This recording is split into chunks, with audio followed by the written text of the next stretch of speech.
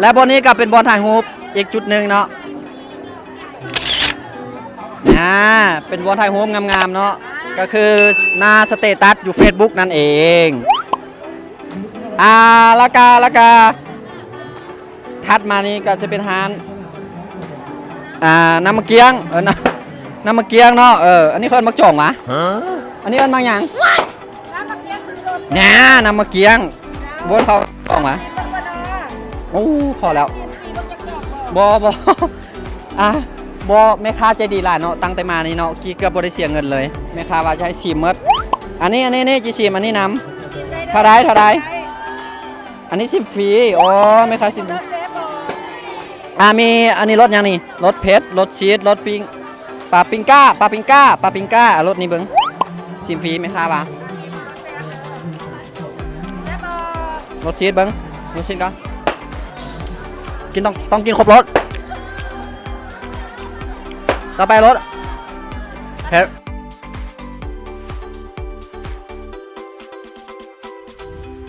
เอาเป็นชีสนะบ่เอาเผ็ดแล้วก็บ่เอาแซ่บเมนูซาลีอบเนย 5,000 กีบทอดมันฝรั่ง 5,000 กีบน้ำมะเขือส้ม 5,000 กีบตักไข่ขำอยู่ทางนั้น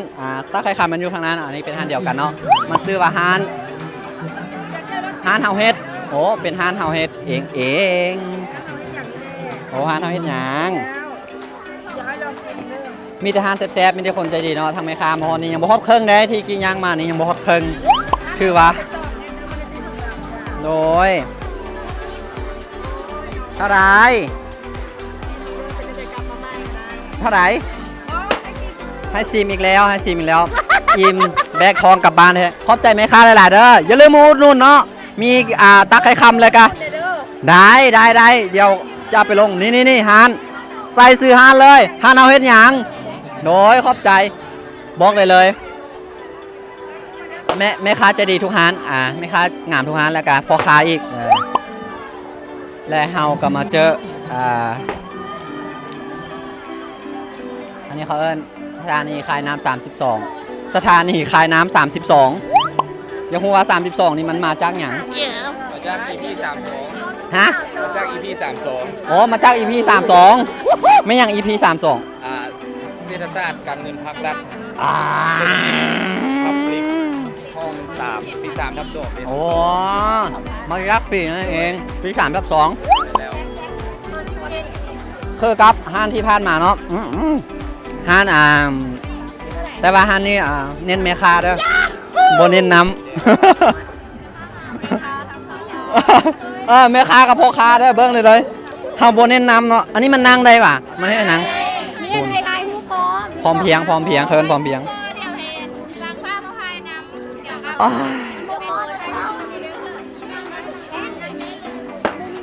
บอกเลยห้านนี้เฮาบนเน้นผลิตภัณฑ์ปานใดเนาะเขาเล่นเมคา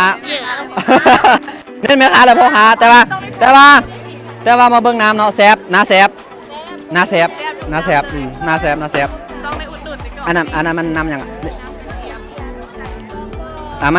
มาลองเดี๋ยวกลับบ้านไปเอากระเป๋ามาแม่นเป่ามาก่อนมาสู้ของกลับบ้านเอาขึ้นมาซื้อ3เทมไหมคะ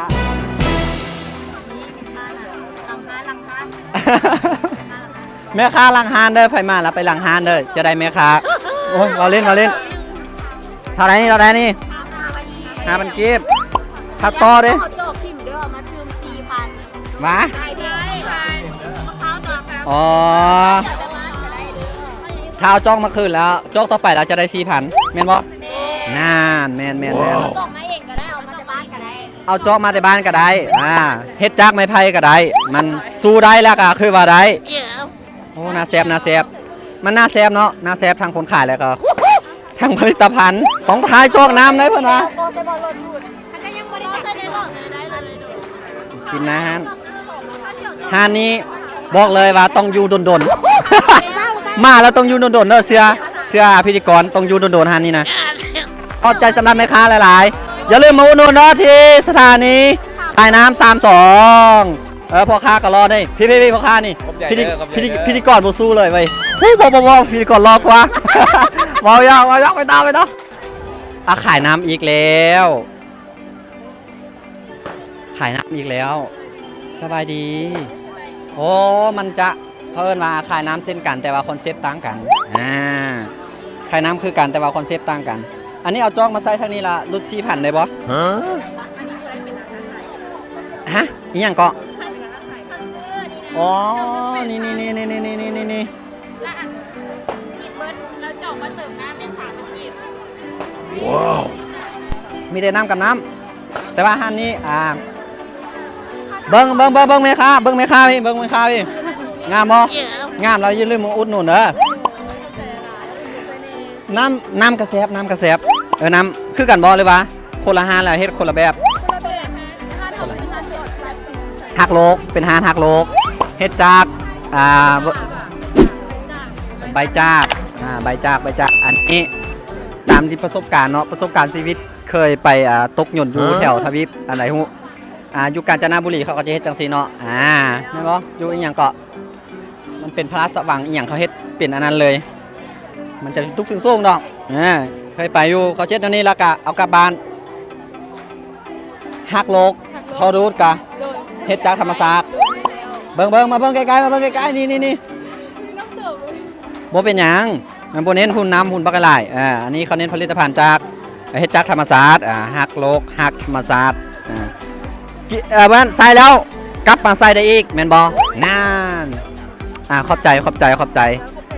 เช่นกันอย่าลืมเอาน้ำน้ำอย่างน้ำจักจ่ายน้ำจักจ่ายเด้อนี่มีทางน้ำโอ้เมนูอยู่ฟักซ้ายมือของพิธีกรเนาะมา พักนอกสายยาของพักนอกคือเขาเอื้อเกสสำไนเป็นคนในโดยต่อมาหมอน้อยกับเป็นพยาบาลเหรอกระเจี๊ยบเป็นสีแดงกระซึกเพลงสายเลือดน้ำมะพร้าวเขาเอื้อว่าสำนวนว่าตักกระเต็มบ่ตักกระเต็มน้ำมะพร้าวแล้วเต้าหู้กับแม่น้ำคำหู้กินแล้วสลัดมักนอดกับสายเหลืองโดยแล้วก็น้ำอันคันก็สายม่วงโดยสายยาแต่ละซื้อเลยมันจะมีสายยาของแต่ละน้ำก็อย่าลืมมาแวะหานน้ำจากใจเด้อบอกไว้เลยว่าไม่ค้าบอกอยู่ผู้บ่าวทั้งหลายที่เบิ่งคลิปนี้อยู่เนาะต้องได้มาอุดหนุนเด้อเน้นเฉพาะผู้บ่าวเด้อแถมคนขายเด้ฮิปมาด้วงถ้าบ่มานี่เซตพิธีกรก่อนได้บอยขอบใจหลายขอบใจหลายมาอุดหนุนเดี๋ยวมาอุดหนุนไปต่อจะต้องซื้อบ่ได้เด้อจะต้องซื้อต้องได้ซิมเนาะมาทุกฮานต้องได้ซิมอันนี้ฮานอย่างเปิดโตซื้อฮานก่อนพาเข้าพาขนมลาวโอ้พาขนมลาวมาเบิ่งหน้าตาพาขนมลาวมาเบิ่งเลยไกลๆเลยตากล้องเฮามาเบิ่งไกลๆเลยพาขนมลาวเลยน่าแซบสีมันจะเป็นขนมร้านขนมน้ำปูขนมมันปูแล้ววุ้นชิมน่าซีมเนาะน่าซีมบอลเนี่ยบอขนมบอเอาแม่ค้านะบอยอกแม่ค้านี่แม่ค้าอะไรน่าซีมนะพี่ก่อนสิว่านะแต่แม่ค้าหันมาตัดมุกก่อนโอ้อันนี้มาให้หยังประดับแต่ว่าให้มึงว่ามาจากหยังมันเผือกมักมักเกียงมักบ้านเฮานี่แหละเฮ็ดมาจากมาเท่าไหร่นี่5,000ผู้บ่าวทั้งหลายเด้อที่เบิ่งคลิปนี้อยู่ฮิปมาร์ทผู้ชายกินฟรีป่ะผู้ชายกินฟรีบ่จ่ายเงินไป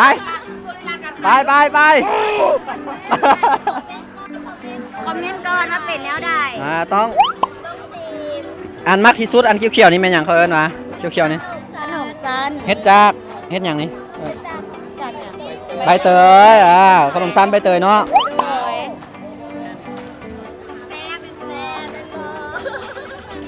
เจ้าต้องโปรโมทให้แน่ว่าถ้าอยากได้กินขนมแซ่บมาที่พาขนมลาวแซ่บแทนละวะ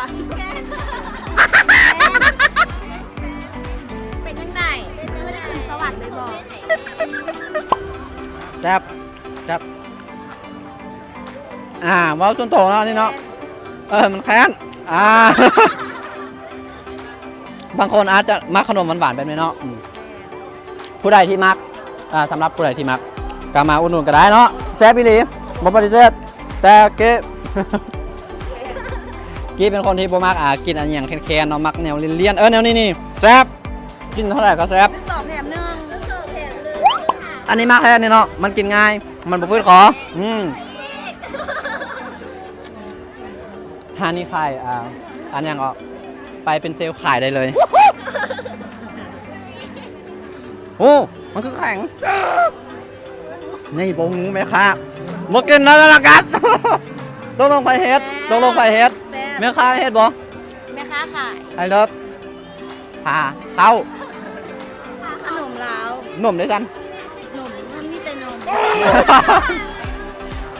เบิ้งแต่บนเดียวนะมันแข็งเนาะมันแข็งจัดที่สวยมากกินมากอันนี้มักดูอันนี้กินเท่าไหร่กับบ่เบื่อแต่มันแข็งมันบุ้ว่ามันแปลก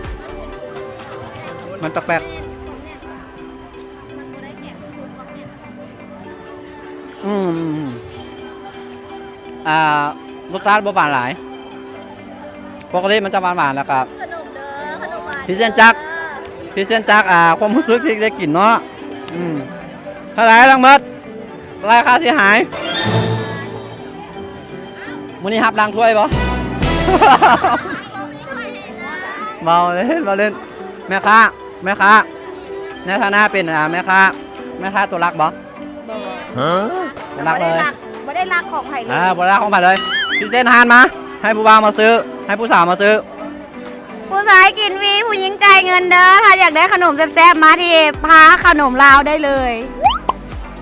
ก็ตั้งแต่7:30 หา 4:30อ๋อ7:30 หา 4:30มาทุกมื้อเนาะได้กินทุกมื้ออย่าลืมเด้อมาทุกมื้อแต่ว่าตามที่พิธีกรพูดว่าคือวันที่23ถึง27นะวันที่28มาแล้วบ่ได้กินติ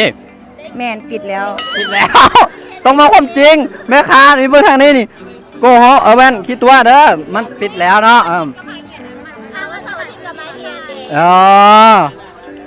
ถ้าอยากกินขนมนี่ต้องได้ไปกินอยู่ไสต้องได้ไปซอกกินอยู่ไส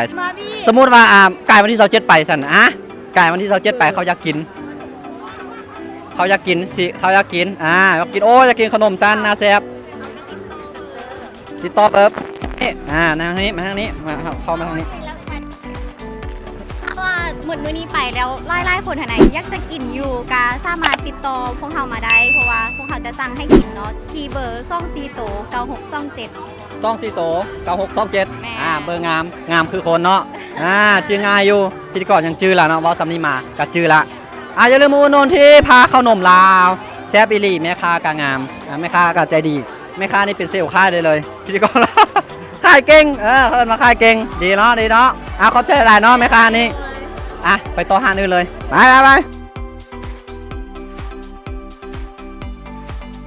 ราชินีของหวานหรือว่าเดอะสวีทควีนเด้อ